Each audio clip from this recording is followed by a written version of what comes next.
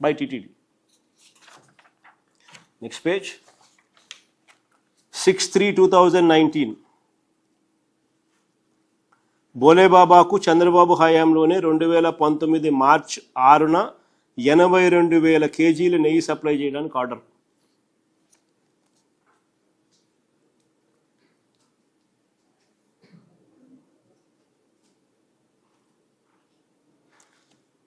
Certified copy of checklist of technical evaluation copies dated so and so. Document details of MS Harsh Fresh Products Private Limited. Procurement for 82,000 kgs of cow ghee with Agmark special grade through tins. During Chandrababu's regime in 2019 March 6th, 82,000 kgs of supply of ghee was given the order. Order was given.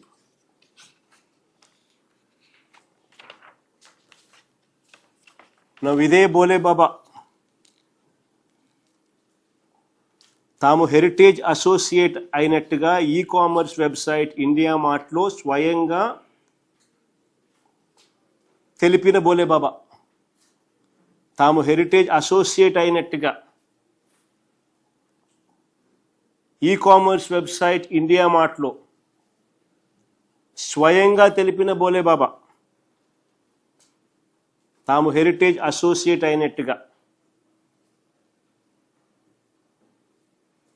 బోలే బాబానే e commerce website India మార్ట్లో స్వయంగా తెలిపినాడు తాము heritage associate అయినట్టు.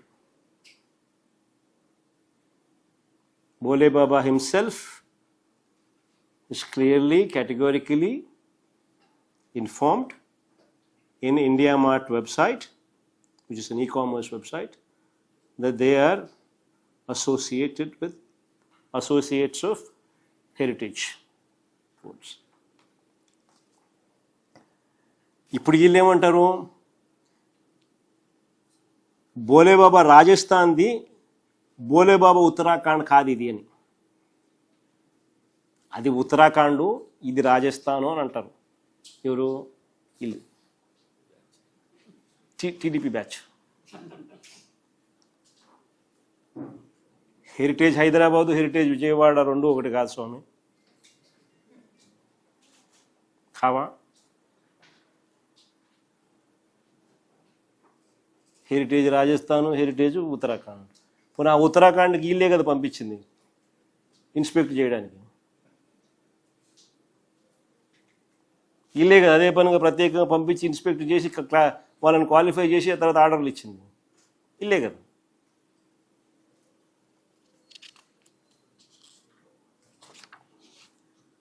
మేము అడుగుతా ఉన్నాం, heritage Hyderabad అయినా heritage Vijayawada అయినా ఏదైనా ఒకటే. హెరిటేజే, బోలేబాబానే. బోలేబాబా అది కూడా నిజంగా నాకు భలే నవ్వొచ్చిందబ్బా బోలేబాబా కంపెనీ గురించి మాట్లాడుతూ ఉంటే. బోలేబాబా కంపెనీస్ అన్నవి రెండు కంపెనీస్, అవి వేరు కంపెనీలు. ఒకటి బోలేబాబా ఫుడ్ ఇండస్ట్రీస్, ఇంకొకటి బోలేబాబా ఆర్గానిక్ మిల్క్ లిమిటెడ్. ఇందాక చాలా ఎటకారంగా హెరిటేజ్ ఇక్కడ అదే కదా, విజయవాడలో అదే కదా, వైజాగ్లో హెరిటేజ్ అదే కదా, దాన్ని మారిద్దా అంటాడు. ఏదైనా అంటే ప్రాపర్ వేలో ఒక కంపెనీ పెట్టి వ్యాపారం చేస్తే తెలిసిద్ది. అంతే తప్పించి సూట్ కేస్ కంపెనీలు అలాగే డొల్ల కంపెనీలు పెడితే ఎలాగే ఏడ్చిద్ది నాలెడ్జ్. నేను ఎందుకంటే చెప్తున్నా, ఇక్కడ బోలేబాబా మిల్క్ ఫుడ్ ఇండస్ట్రీస్ అన్నది ఒకటి, అది ధోల్పూర్. అంటే ఇక్కడ విషయం ఏంటంటే అది బోలేబాబా ఆర్గానిక్ మిల్క్ లిమిటెడ్.